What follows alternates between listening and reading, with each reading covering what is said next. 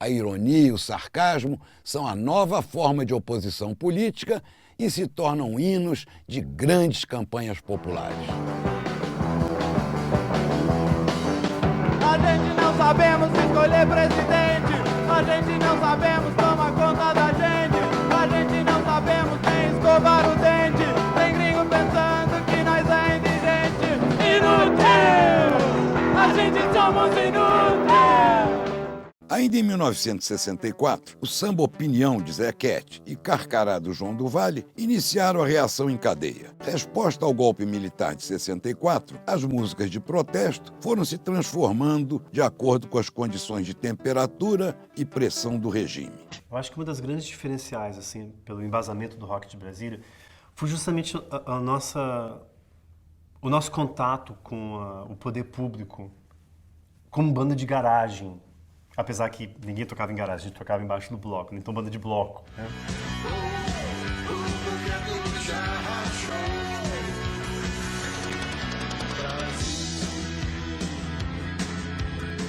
Até para fazer um show numa lanchonete, numa casinha pequenininha, sem estrutura, assim, sem nada, assim, tosco, tudo tosco, o equipamento era muito tosco, tudo era muito tosco, tudo nacional, acaba dando problema.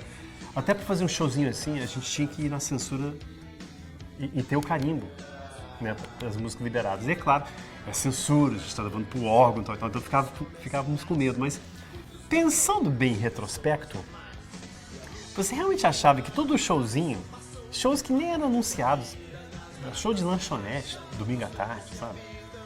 Tipo, os primeiros shows da Plebe, o Aborto, foram em lugares assim.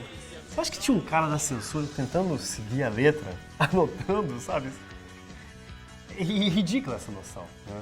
Mas, lógico, por medo, nós éramos adolescentes, e por medo, a gente mandava as músicas para censura. Que o problema é regime, o problema é regime, o problema é regime que não dá satisfação. Eu acho que Brasília, até 85, na época em que a gente veio para o Rio, em definitivo, Brasília ficou cercada por tanques, sitiada. Você tinha a entrada e saída norte, entrada e saída sul da estrada, né?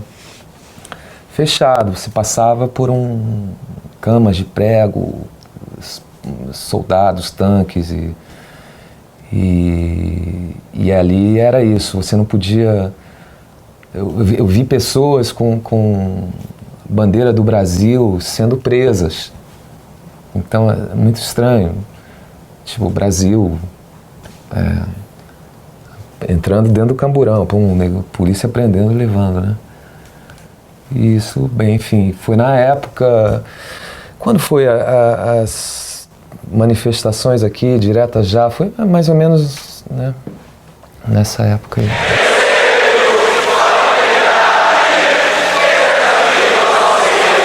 Em 1983, a ditadura agonizava, aumentando a pressão por eleições diretas para presidente. Em São Paulo, Roger Moreira cantava no chuveiro, um rockzinho despretensioso, quando lhe veio à cabeça o refrão com as palavras do pai, condenando sua opção de trocar a faculdade de arquitetura pela música. Inútil, você é um inútil. A gente faz carro e não sabe guiar, a gente faz trilha e não tem trem pra botar, a gente faz filho e não consegue criar, a gente pede grana e não consegue pagar. Inútil, a gente somos inúteis.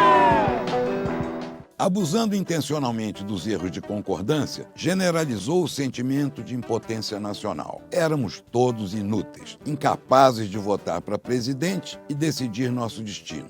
A música foi citada até pelo líder da oposição, Ulisses Guimarães, e virou um hino da campanha pelas diretas já. Foi tudo inútil mesmo, ou quase. As diretas não passaram no Congresso, mas a ditadura acabou com a eleição indireta do oposicionista Tancredo Neves, com apoio de parte da base que sustentava o governo militar. Havia, na verdade, uma esperança muito grande, né, do país mudar, realmente mudar. E essa chance, na verdade, é uma chance que foi difícil, porque foi indo para as ruas, 1 milhão de pessoas dizendo que queria votar para presidente, que queria votar, não passou a emenda Dante de Oliveira, ou seja, nós não poderíamos votar. Então a solução foi uma orquestração dentro do Congresso Nacional para que realmente existisse um candidato que pudesse representar os anseios do povo numa associação civil, né? E que fosse o partido da oposição. Quando chegou o dia da posse, o Tancredo foi internado. Acho que foi o 3º ou 4º dia de Rock in Rio, Tancredo eleito. Então aquela coisa, novas esperanças, abertura, assim, a gente meio que saindo da ditadura, né? E pessoas com cabelo verde e amarelo. Foi uma redenção, porque os jovens brasileiros esperavam um grande festival de rock desde 1969, com Woodstock.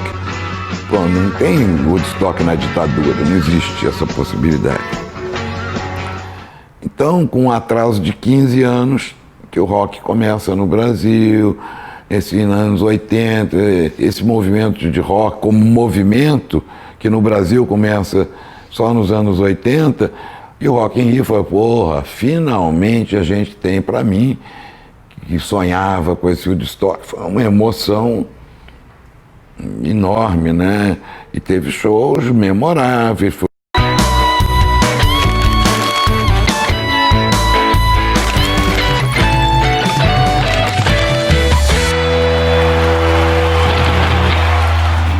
Nós vamos chacoalhar a sua aldeia.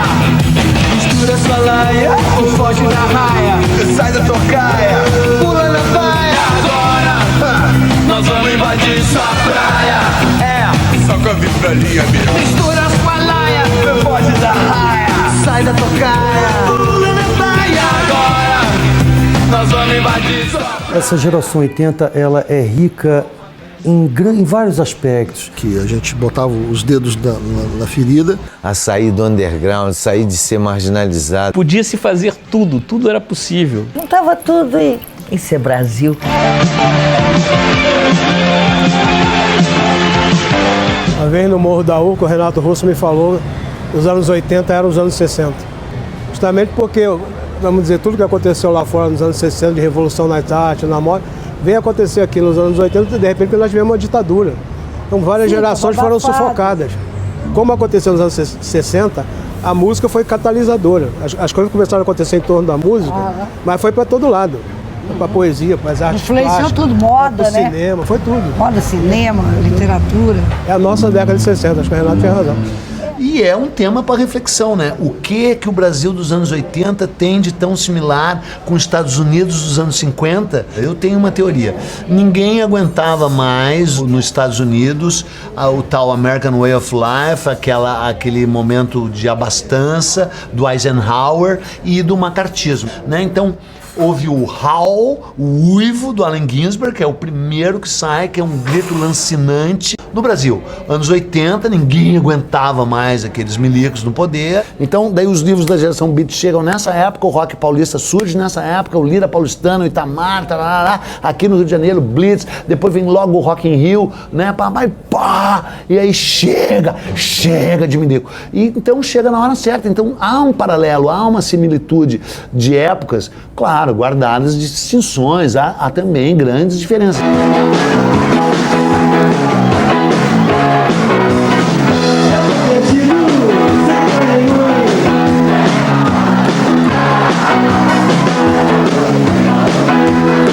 Você estava saindo de 21 anos de ditadura militar, então havia uma ansiedade por liberdade muito grande. Podia se fazer tudo, tudo era possível. E principalmente ninguém ficava esperando depender do governo, de verba pública, né, de lei Rouanet. Você fazia como você queria. Eu costumo dizer, talvez seja um exagero, mas depois da Semana de Arte Moderna de 1922...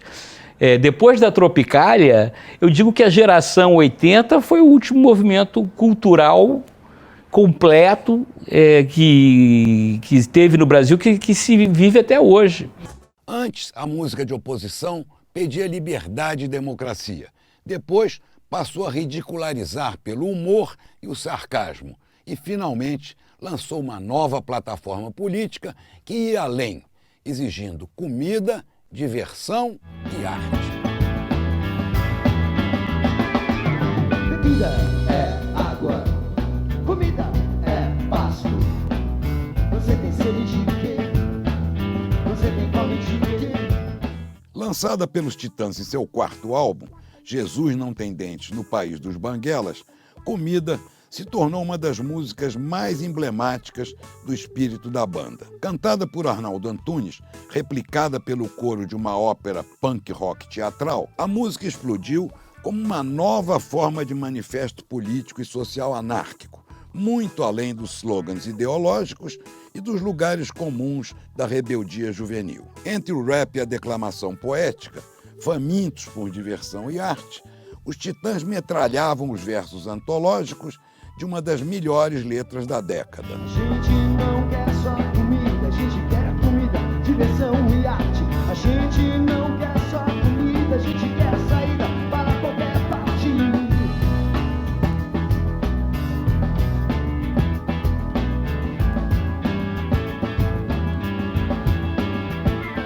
Vem a coisa da luta ecológica, que já era antiga, mas reaflora. A coisa do feminismo, que já era antiga, mas reaflora. A coisa de contestação ao machismo, que já era antigo, mas reaflora.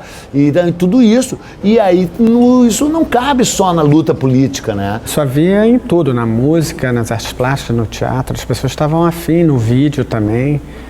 As pessoas estavam... Então, isso que eu falei, eu acho que tinha uma vontade muito grande de fazer, independente se você estava preparado para isso ou com um trabalho pronto, uma formação.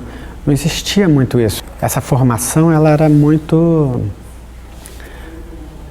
precária, né? Sei lá, as pessoas estavam ali indo à luta e fazendo, faça você mesmo. Inspirada na urgência do movimento punk, com um discurso contundente e libertário, a Legião Urbana foi crescendo na cena do rock nacional até se tornar um movimento de massas. Filhos da Revolução e de boas famílias, criados nas embaixadas e nas superquadras de Brasília, eram porta-vozes críticos da autodenominada Geração Coca-Cola. Mas além da postura rebelde e combativa dos primeiros discos, o lado lírico e existencialista de Renato Russo foi um fator fundamental para a Legião avançar muito além do rock. Faixa do Demolidor, disco de estreia, Será foi o primeiro grande sucesso do grupo nas rádios e permitia diversas interpretações.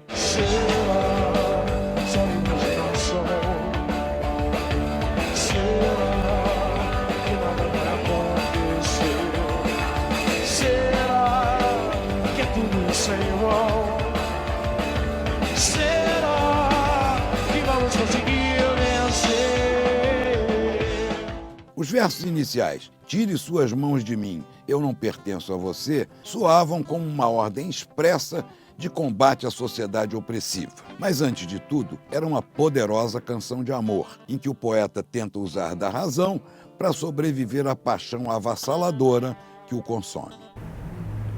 Valeu a pena ter vivido. Dias sim, dias não, eu vou sobrevivendo sem